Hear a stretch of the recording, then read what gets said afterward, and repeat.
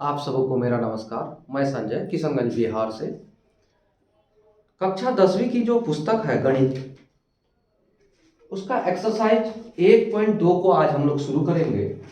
Exercise 1.2 को हम लोग शुरू करेंगे और 1.2 को शुरू करने से पहले हम आपको कुछ बताना चाहेंगे कि आप किसी संख्या को भाग देंगे यानी विभाजित करेंगे तो किस तरह से आप पहचानेंगे कि ये कितना से भाग लगेगा। यानी कि 2 से किस प्रकार से भाग लगेगा, 4 से किस प्रकार से भाग लगेगा या फिर 3 से किस प्रकार से भाग लगेगा। तो इस तरह से आपको हम बताना चाहेंगे कि विभाजिता का कुछ नियम होता है। सबसे पहले आप समझिए, अगर आप इस चीज को जान लेंगे, ये एक बेसिक जानकारी है, अगर आप इस चीज को जान लेंगे तो प्रश्नावली 1.2 को बनाने में आपका आसान हो जाएगा। चलिए कुछ बताते हैं आपको, कुछ नियम। 2 से विभाजिता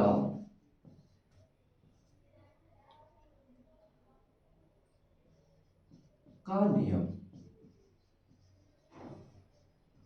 आप जिसको विभाजित करेंगे वो संख्या के अंत में क्या क्या होगा, तो आप उसको विभाजित करेंगे तो 2 से विभाजित हो जाएगा।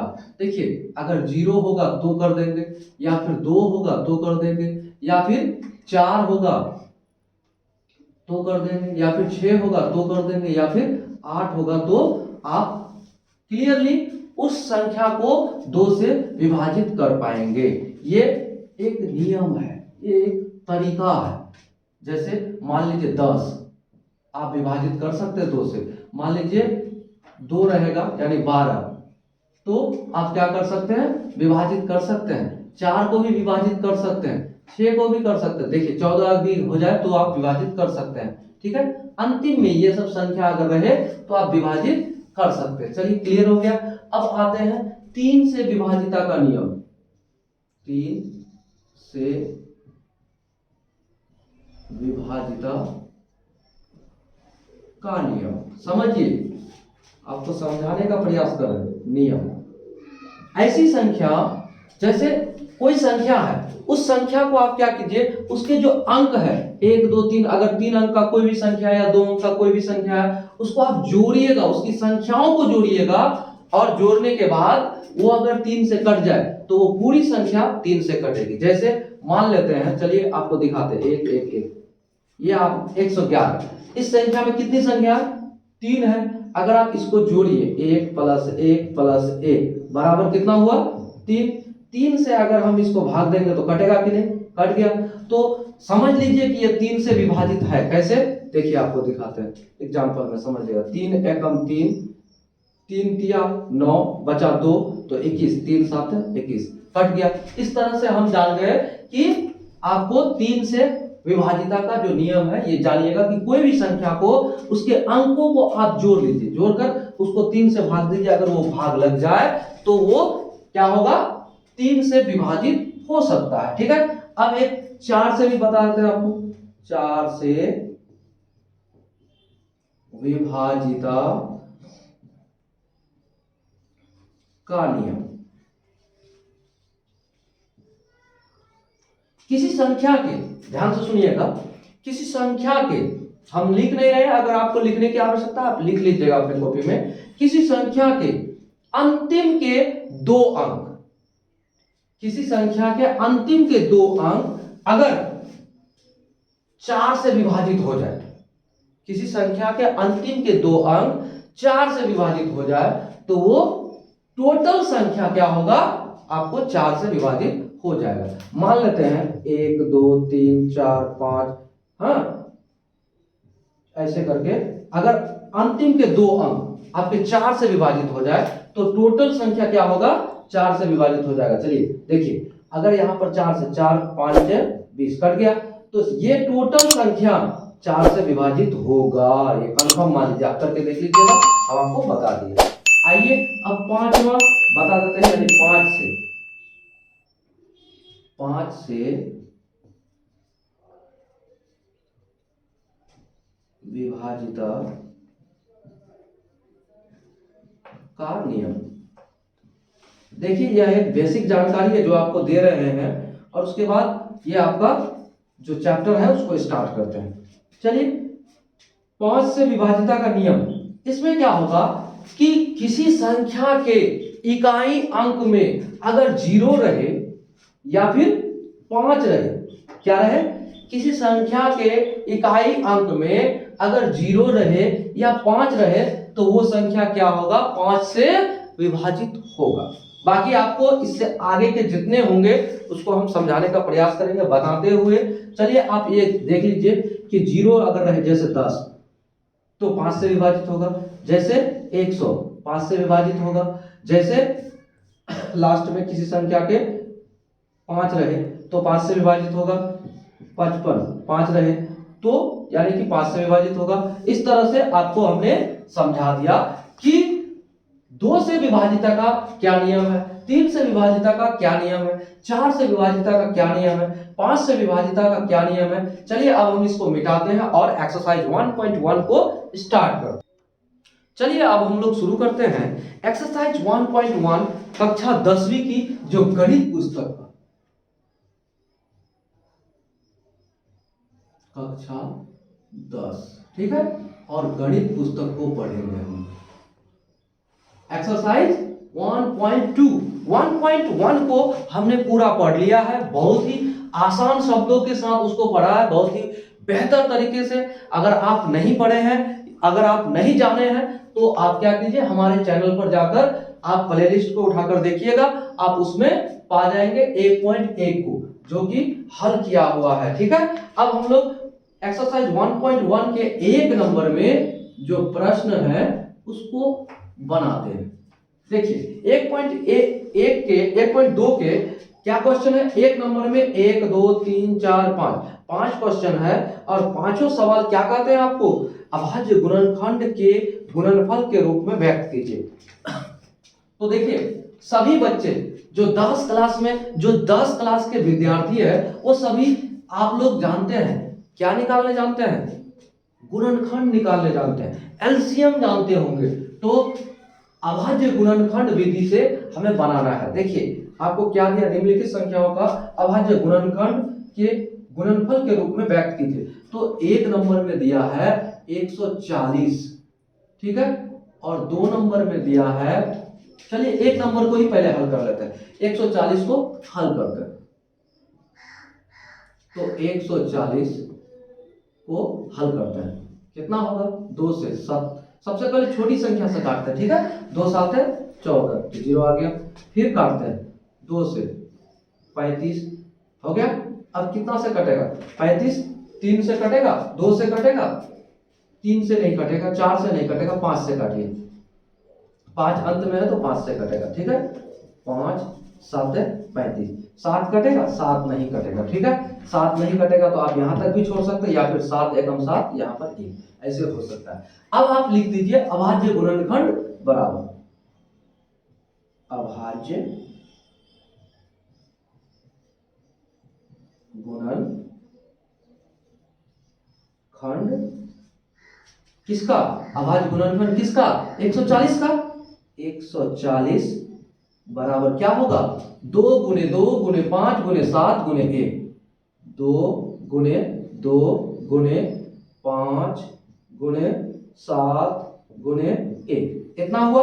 हम इसको इतना लिख सकते हैं, ठीक है, किसी को कितना लिख सकते हैं वो भी आपको बताता है। ये आपका एक आंसर हो सकता है, आपका एक आंसर ये हो सकता है। किसी को आप क्या कर सकते हैं, आप इसको लिख सकते हैं, आपका क्वेश्चन आंसर शीट में आपका ऐसे भी हो सकता है या फिर अलग तरीके से। 2 गुने 2 कितने बार में है, 2 बार में है, तो 2 बार में है तो 2 का स्क्वायर गुना 5 गुना 7, ठीक है, और 1 को गुना करेंगे तब भी रहेगा, नहीं करेंगे तब भी रहेगा, यानी कि ये भी आपका एक आंसर हुआ, यह भी एक आपका आंसर हुआ। आप दोनों में से किसी को भी लिख सकते हैं, ठीक है। चलिए अब हम लोग इसी का 2 नंबर जो है उसको हल करेंगे। 2 नंबर में क्या है, 156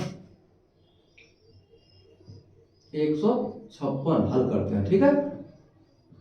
तो 156 को क्या करते हैं, उसी तरह से करते हैं, 2 से पहले भाग देंगे, 2 7 14, 1 बचा, 2 8 16, फिर 2 से देंगे, दो तिया 6, एक बचा 2 नमा 18। तो अब देखिए 3 से 13 तिया 39, 13, अब इधर 13 और इधर 1। तो अब इसका अभाज्य गुणनखंड, ठीक है, अभाज्य, बहुत आसान चैप्टर है आपका ये। अभाज्य गुणनखंड आप ऐसे लिख दीजिए, अभाज्य गुणनखंड बराबर क्या होगा किसका, 156 का। 156 बराबर 2 गुने 2 गुने 3 गुने 13, 2 गुने 2 गुने 3 गुने 13 गुने 1। इसको भी आप एक आंसर कह सकते हैं, ठीक है, आप इसको भी आंसर कह सकते हैं, ठीक है। लेकिन आप इसको ऐसे भी कर सकते हैं, कैसा, 2 का स्क्वायर गुना 3 गुना 13, ये भी आपका जवाब होगा।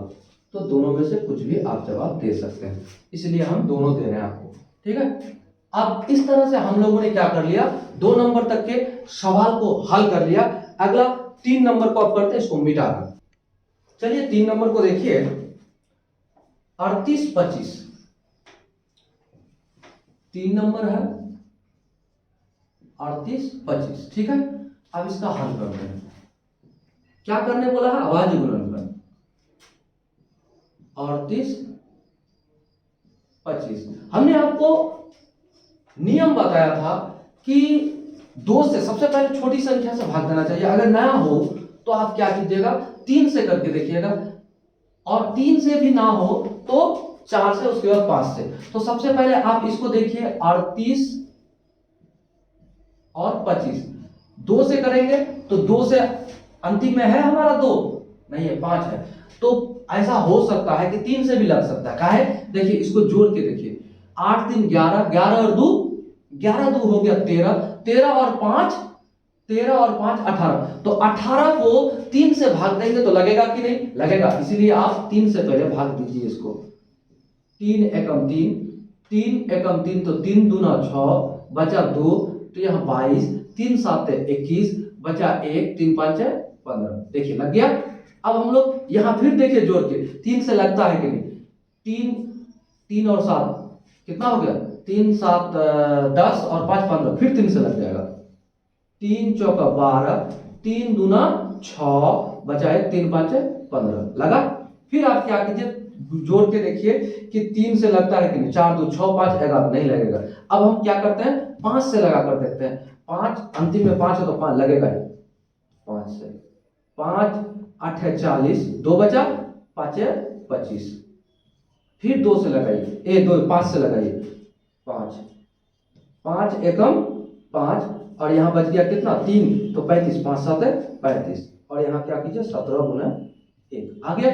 अब अभाज्य गुणनखंड, अभाज्य गुणनखंड बहुत आसान शब्दों से आप समझ रहे हैं, और आसान है भी प्रश्न। 38 25 बराबर क्या होगा, 3 गुने 3, 3 गुने 3 गुणे 5 गुने 5, 5 गुने 5 गुणे 17 गुने 1, है ना। अब इसको आप इस तरह का भी, यहां भी आप कहिएगा कि आंसर हो गया तो चलेगा, या फिर इसको आप क्या कीजिए, इसी को आप ऐसे भी लिख सकते हो, 3 का स्क्वायर गुना 5 का स्क्वायर गुना 17, ये भी आपका एक जवाब हुआ, ठीक है। आप दोनों में से कुछ भी दे सकते हैं। आइए चौथा नंबर के प्रश्न जो है, 1 का चौथा, 505, 1 का चौथा 505, 1 का चौथा क्या है आपका, 1 का चौथा में 5005। चलिए हल करते हैं। तो इसको आप भाग कीजिए गुणनखंड विधि द्वारा, 5005। सबसे पहले आप इसको कितना से भाग दे सकते हैं, क्या 2 से लगेगा, नहीं लगेगा, 3 से तो 5 5 10, नहीं लगेगा जोड़ेंगे तो। अब उसके बाद आइए 4 से 5 से, 5 से लग सकता है 5 1 0 0 1।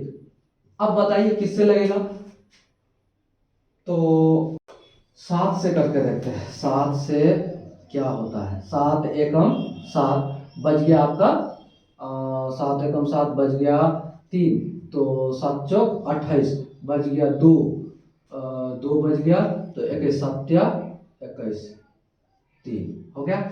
अब इसको लगाकर देखते हैं 11 से शायद लग जाएगा। 11 तो 11 एकम 11 और बच गया आपका कितना 11 एकम 11 11 3 14 3 33 11 33 13, तो अब 13 एकम 13 इधर आ गया आपका 1। अब अभाज्य गुणनखंड इसका भी निकालते हैं। अभाज्य गुणनखंड आपका प्रश्न बड़ा सवाल है। अभाज्य गुणनखंड क्या होगा इसका 5 5005 का क्या होगा 5 गुणे 7 गुणे 11 गुणे 13। ठीक है, अब यहां तक आने के बाद हम लोग क्या करते हैं, इसको आप ऐसे भी आंसर दे सकते हैं गुना 1, या फिर आप इसको क्या दे सकते हैं, इसमें तो कुछ है नहीं, कॉमन कुछ भी नहीं है, कॉमन नहीं है तो आपका जवाब यही हो जाएगा। आप 1 को लिखेंगे तो भी चलेगा, नहीं लिखेंगे तो भी चलेगा, तो आप इसको यही आंसर दे सकते हैं।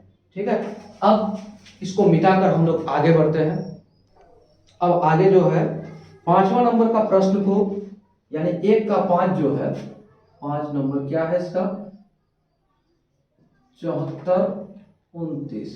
देखिए ये थोड़ा सा अटपटा है, इसलिए आपको लगेगा कि 2 से लगाएंगे, 3 से लगाएंगे, 4 से लगाएंगे, 5 से लगाएंगे, कितना से भाग लगाएंगे ये होगा नहीं।